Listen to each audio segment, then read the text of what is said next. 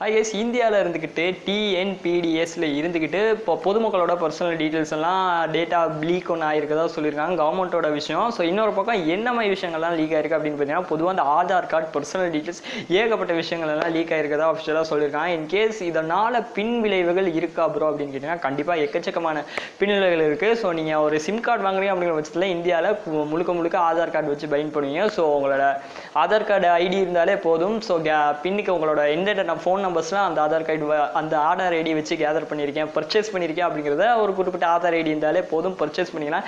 ஏகப்பட்ட பேரோட ஆதார் ஐடி எல்லாம் ஆன்லைனில் லீக் ஆயிருக்கதா சொல்லியிருக்காங்க. இதை குறித்து கவர்மெண்ட் என்ன செஞ்சிருக்காங்க அப்படின்னு பார்த்தீங்கன்னா, லீக் ஆயிருக்குன்னு சொன்னாங்க.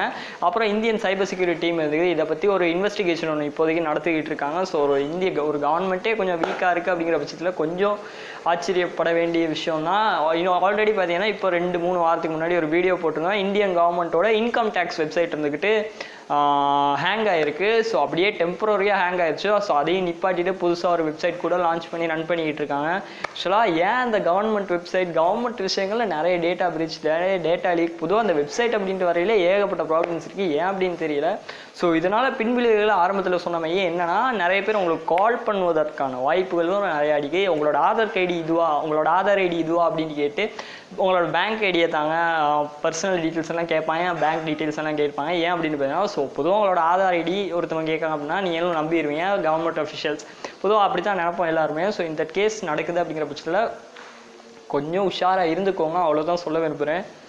உங்களோட டேட்டா எதுவும் லீக் ஆயிருக்கா, இந்த மாதிரி ஃபேக் கால்ஸ் எதுவும் வந்துச்சா அப்படிங்கிறதையும் தவறாமல் கீழே கமெண்ட் செக்ஷனில் சொல்லுங்கள். ஸோ மற்றவங்களும் பார்க்குறவங்களும் தெரிஞ்சுக்கிறவங்க தவறாமல் கமெண்ட் பண்ணுங்கள்.